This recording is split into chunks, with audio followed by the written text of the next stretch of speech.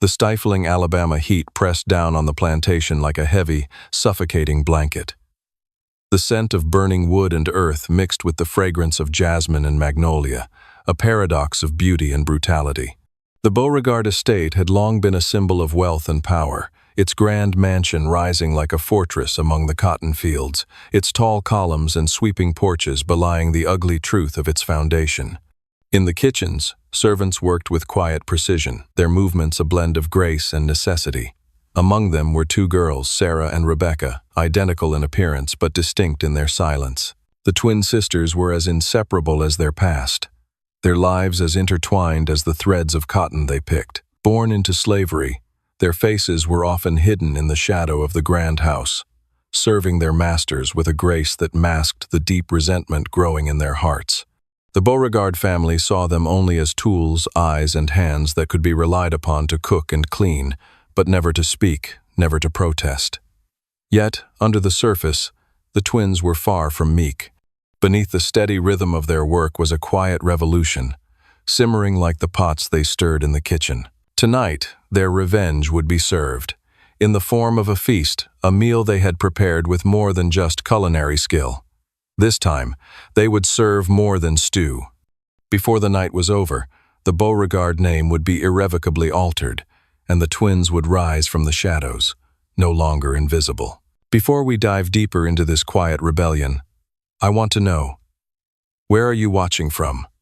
What time is it in your corner of the world? Drop a comment below, and if stories like this speak to you, hit subscribe. The tale you're about to hear has been hidden for years, a secret simmering just beneath the surface of a seemingly perfect world. Sarah and Rebecca had always known their place in the grand scheme of the Beauregard plantation. It wasn't a place of importance, but one of submission. They were the kitchen slaves, the ones who fed the masters, kept their homes spotless, and, when called upon, attended to every whim of the family with quiet efficiency. They were young, beautiful, and obedient qualities that only served to make their subjugation more insidious. They had learned early on that survival required silence. The Beauregards saw beauty in them, but only in the way they could be molded into the perfect servants. Lucinda Beauregard, the mistress of the house, often commented on how well-behaved they were, how they moved through the halls like shadows always seen but never heard. Sarah and Rebecca learned quickly that silence was power. To speak out, to rebel, would be to risk everything. But that didn't mean they didn't harbor resentment. The sisters had never spoken of it aloud, not even to each other. But the anger had been simmering for years, bubbling beneath the surface of their every action. It wasn't the physical labor that wore them down, it was the knowledge that they were trapped in a system that saw them as little more than livestock. They had seen the way the Beauregards treated other slaves, the whips, the insults, the casual cruelty, and knew that their lives, too, were disposable. But in the kitchen, they were given a modicum of freedom. Here, they could create the meals that made the Beauregards' lives luxurious, and for a brief moment, it was their own small rebellion. They were still bound by chains, but they wielded the knives. They cooked the meals. They controlled the most basic need of the family: food. Their bond was unspoken but unbreakable. They knew each other's thoughts, their movements synchronized as they moved through their work in perfect harmony. Rebecca, with her quiet, calculating nature, was the one who planned, who watched and waited. Sarah, the fiery one, acted on impulse, her emotions often spilling over in flashes of anger. Together, they were a force, a quiet storm that the Beauregards had never noticed. But they would soon learn. It was a Sunday, and as always, the family gathered for the evening meal. It was a tradition that had been in place for as long as the sisters could remember, an opportunity for the Beauregards to show off their wealth and for the slaves to endure another round of their master's indulgence. Tonight, however, the sisters had more than just a meal prepared. The feast was extravagant, as expected. The long dining table was covered with fine linens, and the best china was laid out in rows. The room was filled with the rich scent of roasted meats, freshly baked bread, and sauces that simmered with an intoxicating blend of spices. The Beauregard family would eat well tonight, but as the candles flickered in the dim light and the family began to settle in, Sarah and Rebecca exchanged a look, one that carried the weight of years of patience and years of anger. They had never been given the opportunity to fight back, to strike against their masters, but tonight they would change that. The dinner was their stage, the food, their weapon. Sarah began to prepare the final course, the prized Sunday roast that Lucinda Beauregard loved so much. She chopped the vegetables with practiced precision, each slice a small act of defiance. The meat was perfectly seasoned, just as it had always been, but this time it would not simply satisfy their hunger, it would serve justice. Rebecca, who had been quietly watching from the shadows, joined Sarah at the counter. Their hands moved together, carefully placing ingredients into the final dish. Neither spoke, but the silence between them was one of understanding, of mutual purpose. They would not let the cruelty of their masters go unpunished. The time had come. The game would be played out tonight, and it would be the Beauregards who would pay the price for their years of suffering. The twins moved with fluid grace, preparing the final touch, a touch that would be more than just seasoning. The final, unseen ingredient would ensure that their revenge would be slow, painful, and inescapable. The meal, once a symbol of their oppression, would now become the instrument of their freedom. As they set the table, they glanced once more at the grand dining room, where the Beauregard family awaited, blissfully unaware of the reckoning that awaited them. Tonight, they would feast, but not as they had before. Tonight, the tables would turn. The evening began with the usual pomp and grandeur. The Beauregard family filed into the dining room one by one, each of them dressed in their finest attire, their laughter ringing out like the chime of a bell that had been carefully crafted to conceal the truth beneath it. Their servants had already begun setting the table, their faces polite, their movements quick. Dinah, the eldest housemaid, set the candles alight, their soft glow casting shadows across the room like a painting of forgotten memories. The Beauregard family had always prided themselves on their Sunday dinners, an occasion to showcase their wealth and to remind everyone of their place in the world. Master Harrison Beauregard took his seat at the head of the table, his hands clasped in front of him as he smiled at his wife, Lucinda, and their two children, Lydia and Charles. They were all seated, waiting for the first course to be served, all oblivious to the web that was silently closing around them. As the servants moved quickly to place the dishes in front of the family, Sarah and Rebecca stood at the edge of the room, watching their masters in silence. They exchanged no words. There was nothing left to say. The time for talk had long passed. Everything they had suffered, every insult, every lash of the whip, every cruel glance from their masters had led to this one night. The guests had already begun to arrive, but the twins had no need for their attention. The guests would be entertained with the usual fair laughs, stories of fortune, and compliments to the hosts.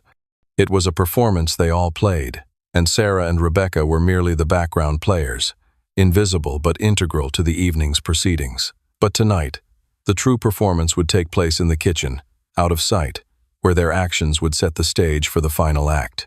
Master Harrison, with his booming voice, praised the meal before them. "I dare say, the best roast we've had in weeks, wouldn't you agree?" he said, taking a bite of the perfectly cooked meat. His guests nodded in approval, their smiles wide with satisfaction as they sampled the food that had been laid out before them. Sarah, from her place near the door, could hear the satisfied murmurs. Her lips barely twitched, but in her chest, her heart beat steadily. Her hand tightened around the towel she was holding. Rebecca, ever the calculating one, stood beside her. Her eyes never left the Beauregards. The planning had taken months, and now, as the family settled into their indulgence, the pieces were in place.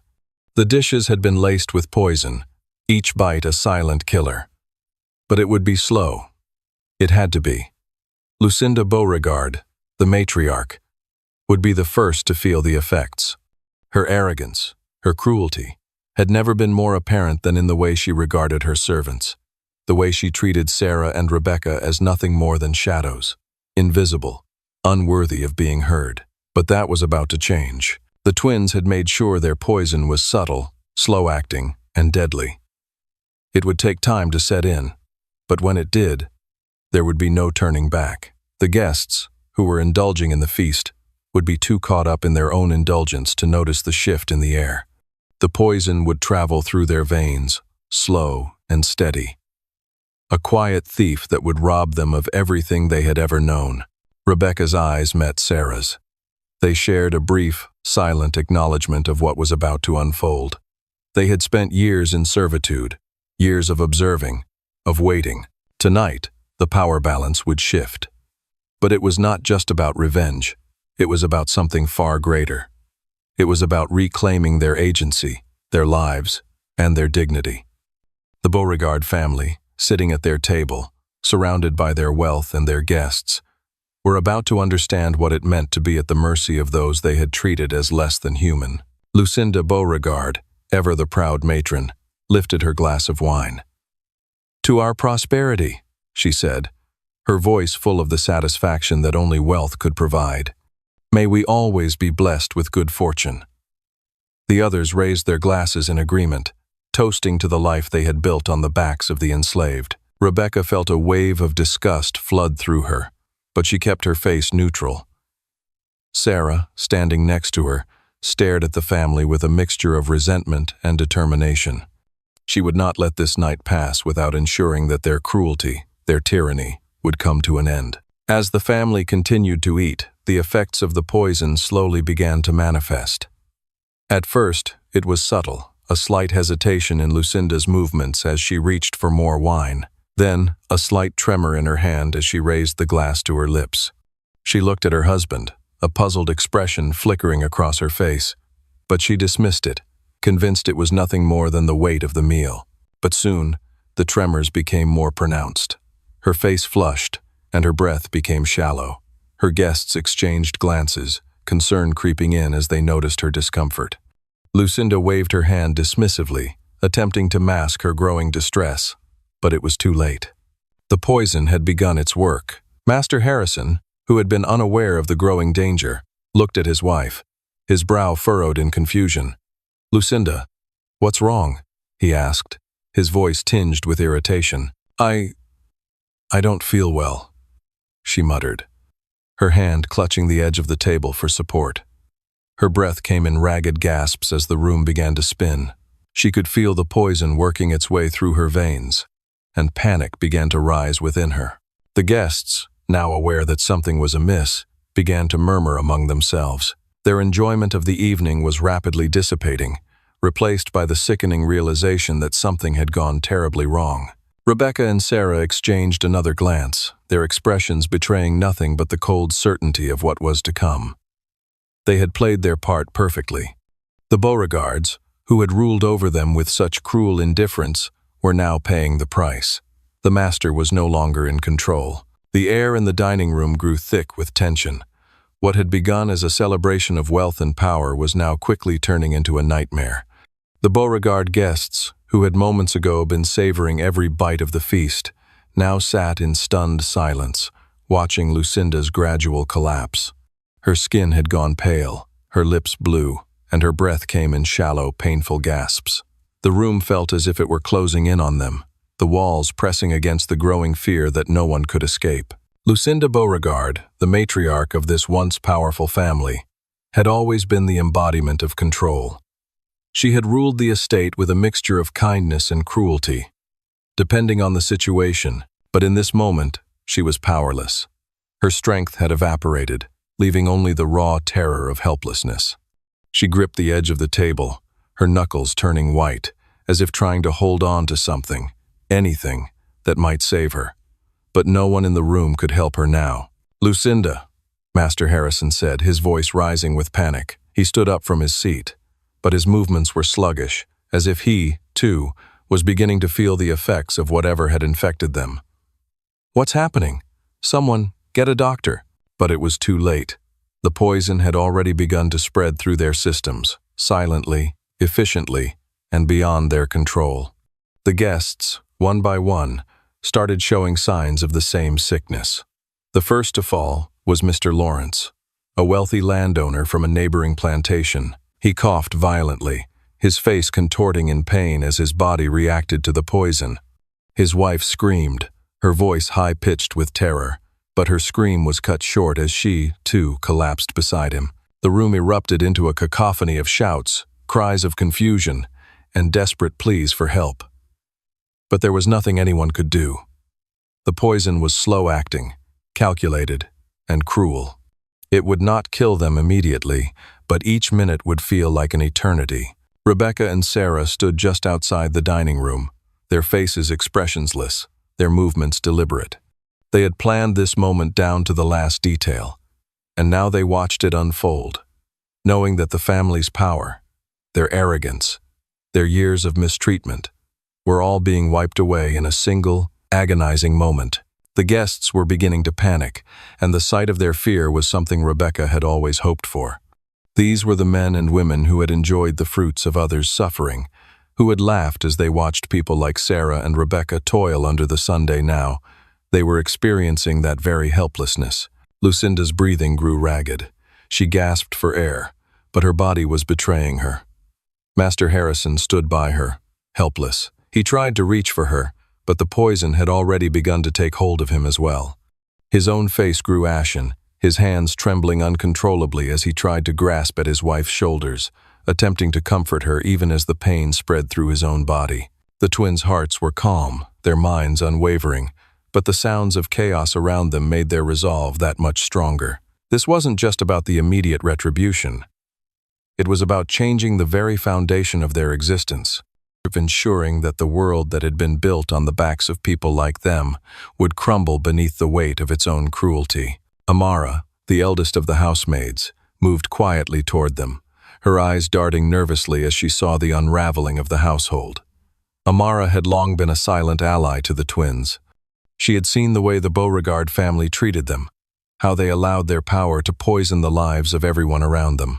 She, too, had felt the sting of their cruelty. And though she had never said a word, she had always been watching, waiting. She had known that the sisters' plan would eventually reach fruition. "Is it done?" Amara whispered to Rebecca, her voice steady, though there was a touch of fear hidden beneath the calm. Rebecca nodded, her eyes focused on the scene unfolding in front of her. "It's done. They'll never forget tonight." The sound of Lucinda's strained breathing filled the room, her gasps growing weaker with each passing moment. The rest of the guests had already fallen silent, their once confident, arrogant faces now filled with horror. They could feel it, the slow, creeping horror of their mortality closing in on them. The tables had turned. For the first time in their lives, the Beauregard family and their guests were forced to confront the fear and helplessness that they had so often imposed on others. Master Harrison looked around, his eyes wide with panic. "Who did this?" he demanded, his voice hoarse and cracking. But there was no one to answer him. No one would reveal the truth. Not now. The deed was done. Sarah and Rebecca exchanged one final glance. They had watched the chaos unfold and felt no guilt. There was no room for regret in this moment, only the cold satisfaction of justice, served slowly and precisely, just as they had planned. The slaves in the house had already begun to move, their tasks continuing as if nothing had happened. They were the silent witnesses to this reckoning, the quiet participants in a system that had long been broken. They had lived under the shadow of cruelty for too long, and now, in the wake of the Beauregard's downfall, they could see the first light of freedom begin to break through. Amara watched the unfolding scene, her eyes scanning the chaos, her heart swelling with a quiet triumph. Lucinda Beauregard, once a figure of strength and control, was now nothing more than a victim of her own cruelty. And that, Amara knew, was the true price of power. As the evening continued, the victims of the poison would soon succumb. It would take hours for the full effect to be felt, but already, the family's future had been altered forever. No one would dare forget the sight of the Beauregards, once a symbol of authority and dominance, now reduced to helpless figures on the floor, their wealth and their lives slipping away with each labored breath. And as the last of their strength ebbed away, Sarah and Rebecca, their hearts still steady, watched them fall. As the night stretched on, the Beauregard mansion was plunged into a state of utter chaos. The sounds of guests vomiting, gasping, and crying for help echoed throughout the grand dining room. But it was a symphony that Amara, Sarah, and Rebecca had long anticipated. The family's once pristine estate, a monument to their wealth and power, was now a hollow shell, teetering on the brink of collapse. The poison was doing its work, and there was no stopping it now. Guests slumped in their seats, their faces pale, their bodies trembling with the unmistakable signs of death creeping in. Master Harrison Beauregard, who had once held such control over everyone around him, now grasped at his chest, his breath coming in ragged gasps. His eyes were wide with panic, but even as he tried to stand, his legs gave way beneath him, sending him crashing to the floor in a heap. Lucinda, too, was no longer able to keep up the appearance of control. Her once imposing presence had withered in front of her guests, who now looked on with fear, too frightened to help but too aware of the inevitable outcome. She was gasping for air, her face flushed with the exertion of simply trying to breathe. Her hands shook as she reached out to her husband, but there was no comfort to offer, only the cold grip of death slowly claiming them both. The guests, now fully aware of the disaster unfolding before them, started to panic. They stumbled to their feet, trying to flee, but their bodies betrayed them. Some collapsed where they stood, others fell to the floor in a desperate attempt to escape the poison's grasp. It was a grotesque, chaotic scene, one that would haunt the mansion's halls long after the last of the guests had taken their final breath. In the midst of the confusion, Sarah and Rebecca stood quietly in the shadows, their eyes cold, their hearts steady. The night had unfolded exactly as they had planned. There was no thrill in watching their oppressors die. It was not about revenge for the sake of revenge. It was about justice. It was about taking back what had been stolen from them. It was about reclaiming their dignity, and the dignity of all those who had suffered under the Beauregard family's cruelty. Rebecca, ever the strategist, allowed herself a fleeting moment of satisfaction as she watched the chaos. The poison had taken its time, working through the bodies of those who had tormented them for years. The master's empire, built on the backs of the enslaved, was now unraveling. His power was slipping through his fingers, just as he had slipped through the grasp of life. Sarah stood tall beside her sister, her expression unreadable. She had been the one to slip the poison into the wine and the food, the one who had ensured that every dish had been tainted with a slow, agonizing death. But now, as the final moments of Lucinda and Harrison Beauregard's lives drew near, she felt only a quiet calm. There was no guilt, no remorse. They had earned their fate. Amara, who had been standing silently in the corner, her arms crossed in quiet satisfaction, moved toward Sarah and Rebecca. Her steps were slow, deliberate, as she observed the dying chaos of the room. The weight of what had happened seemed to settle over her, but there was no sign of regret, only determination. "They'll never forget this," Amara said quietly, her voice low enough so that only Sarah and Rebecca could hear. "The world will remember that the Beauregards died by the hands of those they sought to break." Sarah nodded, her eyes scanning the room, but she did not reply. She was lost in the moment, the culmination of all the suffering they had endured. The oppressive silence that had hung over them for so many years was gone. In its place was the sweet, almost bitter satisfaction of justice being delivered. By the time the last of the guests had succumbed to the poison, only the sound of the wind outside and the faint, distant hum of the mansion's creaking walls remained.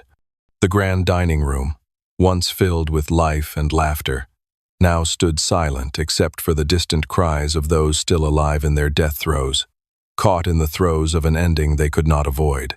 The housemaids who had remained in the background, watching the unfolding events with quiet patience, began to stir. Some were too shocked by what they had witnessed. Others, like Martha, understood what had happened, but had learned long ago to keep their thoughts hidden. The family was gone, the guests were gone, and the Beauregard estate, that symbol of dominance and power, lay in ruins. But for the twins and the others who had been enslaved under this family's rule, this was just the beginning. They had taken the first step toward reclaiming what had been stolen from them, not just freedom, but dignity, justice, and the right to live as equals.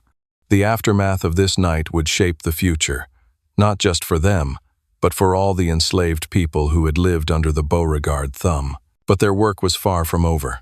The power structure on the plantation was destroyed, but new challenges awaited. There would be new masters, new struggles. But for now, They could savor the small, bitter victory they had earned through years of quiet resistance. As the last candle flickered in the dining room, Sarah and Rebecca stood, side by side, their hands still steady. They had watched the master fall, and now it was time for them to rise. The darkness that had once consumed them was finally being shattered, piece by piece. The night had passed, but the repercussions of Lucinda and Harrison Beauregard's deaths were only beginning to reverberate across the plantation. By the time the first rays of sunlight broke through the thick, oppressive Alabama sky, the once grand estate had become a place of death and fear. The crisp morning air carried with it an uneasy stillness, like the calm before a storm, though the storm had already come. The Beauregard family was no more. Inside the estate, the servants moved with grim purpose, cleaning up the mess left in the wake of the night's events. They worked quickly, their motions deliberate, as if in an unspoken agreement that the house must be made presentable again, even if it could never return to what it had been. The dead had to be dealt with, and soon. The twins, Sarah and Rebecca, remained out of sight, retreating to their quarters to wait. They knew that the family's wealth and influence would not be so easily erased. While they had succeeded in their immediate goal, removing the Beauregards from power, the estate was still filled with potential dangers. Their actions had set the stage for what was to come, but now the future was uncertain, and they could not afford to be reckless. In the grand dining room, where the guests had once gathered in laughter and indulgence, the aftermath was a quiet, grim tableau. The body of Master Harrison lay slumped over in his chair, his face twisted in pain, a cruel reflection of the arrogance that had defined him in life. Lucinda's body was positioned nearby, her hands still clutching the wine glass she had once raised to toast the prosperity of her family. Now, that glass lay shattered beside her, the wine spilling out like the last remnants of the power that had kept her at the top of the social hierarchy. As the days passed, rumors began to swirl around the estate. Some of the other slaves whispered in hushed voices, fearful of what would come next. The Beauregards had always been harsh taskmasters, but they had also been a shield to the estate's enslaved people. Now, that shield had fallen, and the fear of the unknown gripped the hearts of the workers. In the main house, the overseers, now left without masters, began to bicker among themselves. They were unsure of what to do. The authority that had once flowed from Lucinda and Harrison had been severed in a single night. Their arrogance had blinded them to the possibility of rebellion, and now they were left with nothing but the wreckage of their former lives. The overseers attempted to rally what was left of the estate's power structure, but their efforts were futile. The workers, who had long suffered under their cruel rule, saw this moment as one of opportunity. They had no loyalty to the overseers, and no interest in perpetuating the system of power that had enslaved them. The moment the Beauregards were dead, they became irrelevant. Sarah and Rebecca, though still in hiding, began to hear of the growing unrest from their fellow slaves. There were murmurs of rebellion, whispers of taking control. The fear that had once been so pervasive in their lives was now being replaced by a growing sense of possibility. The Beauregard estate, once an unshakable fortress of wealth and power, was now vulnerable. Its foundation was crumbling beneath the weight of the truth. The slaves were no longer simply servants. They were the ones with the power to change their future. The twins knew that this moment could not be wasted. They had set the stage for this moment, but now they had to ensure that the rebellion would succeed. They were not alone in this fight. Others, like Amara, Martha, and Dinah, had long whispered of the day when they would rise up and take control. It was that day now, and they could feel the spark of revolution flickering in the air. Amara approached Sarah and Rebecca in their quarters one evening, her eyes cautious but filled with a quiet resolve. "The overseers are weak," she said softly, her voice barely a whisper. "The others are beginning to talk of taking control, but they need direction. They need leadership." Rebecca, ever the strategist, nodded slowly. "We've waited long enough. It's time to act. But we can't be hasty. We need to make sure we're ready." Sarah stood from the small wooden table where she had been sitting, her face set in determination. "We've already done what we came here to do. The Beauregards are dead, and the estate is in chaos. Now we have to finish what we started. The time for patience is over." Amara looked at them both, her expression unreadable. She knew the risks of what they were about to do. Taking control would not be without consequences, but she also knew that this was their chance, their only chance, to take the power they had been denied for so long. The next few days were filled with secrecy and planning. The twins, Amara, and the other trusted servants worked quietly, organizing a plan to seize control of the estate. They spoke in hushed tones, careful not to draw attention to themselves as they moved through the estate, making their preparations. They knew that the overseers, though still a threat, were not prepared for what was about to happen. As the final pieces of their plan fell into place, Sarah and Rebecca took one last look at the mansion, the place that had once represented their pain, their servitude, and their oppression. Now, it was a symbol of their victory. They had brought down the Beauregard family, and they would not let it be taken from them. The night of the rebellion arrived, and with it came a strange sense of peace. The workers gathered in the darkness, their faces set with resolve. The overseers, caught off guard by the sudden uprising, found themselves helpless as the workers rose against them. The once feared figures who had kept the slaves in line were now at the mercy of those they had tormented for so long. The twins moved through the estate with a quiet, purposeful grace.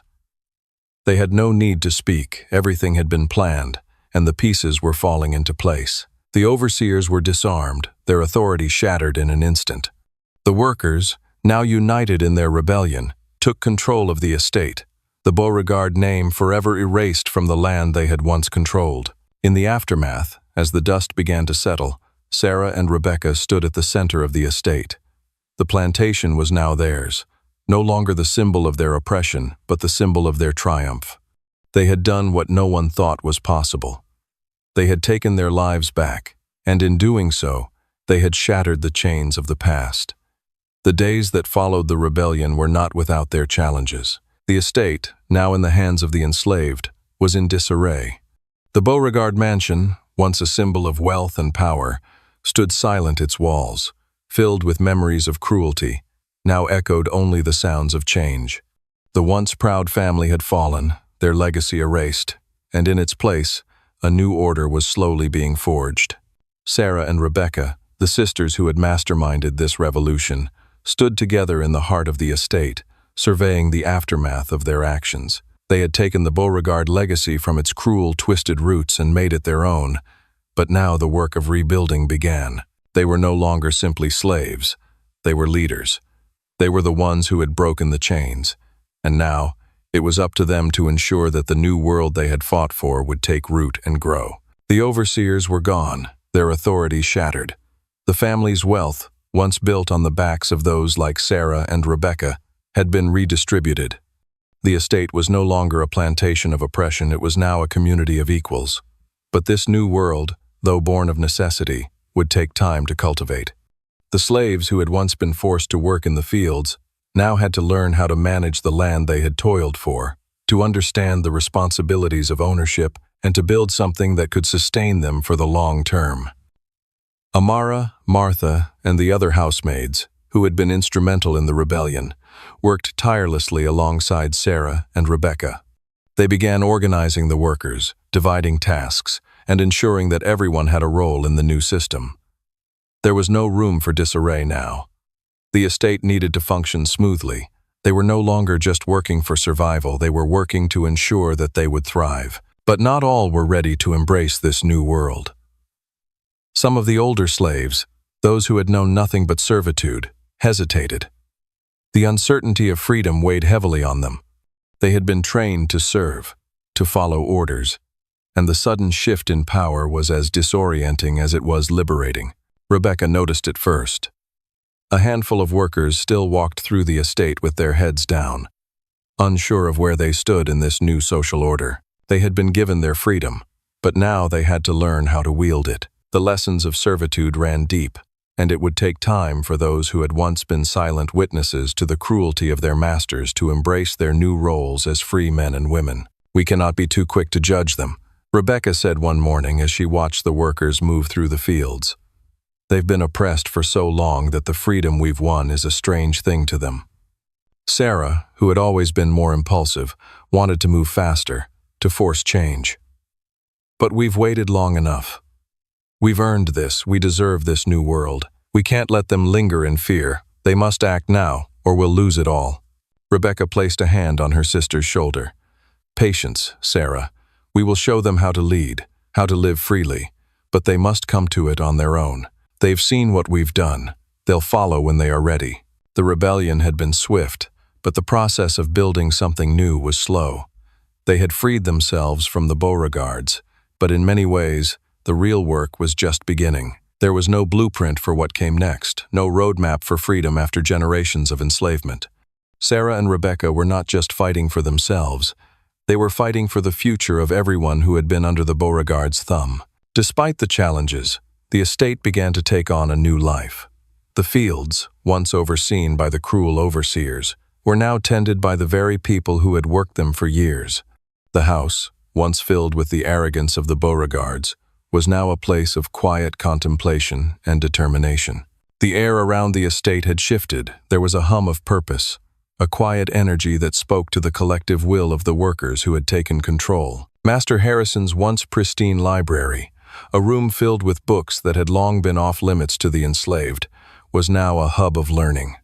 The workers gathered in the evenings, teaching one another how to read, how to write, how to understand the world that had been hidden from them for so long. Amara, who had been the eldest of the housemaids, took it upon herself to teach the others, imparting the knowledge she had acquired over the years.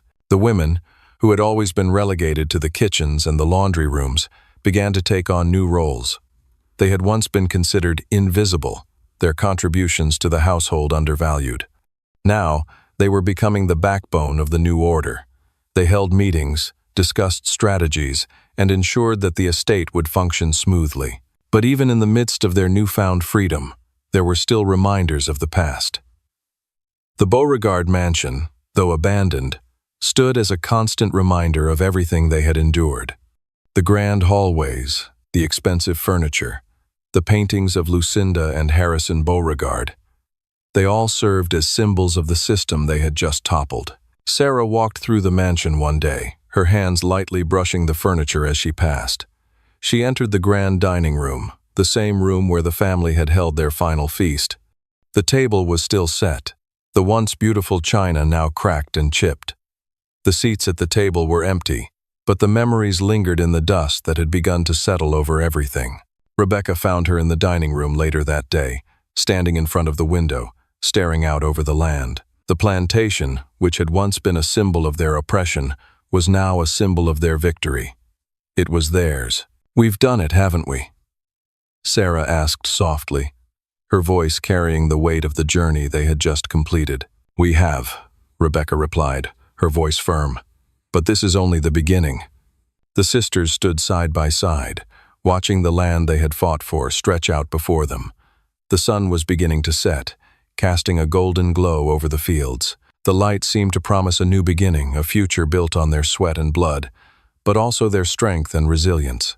The Beauregard name would be forgotten, buried beneath the earth they had once tilled. But the story of Sarah and Rebecca, the twin sisters who had risen up against their masters, who had turned the tables on their captors, would live on in the hearts and minds of those who had witnessed their courage. They had taken their lives back, and in doing so, they had given everyone on the estate the opportunity to do the same.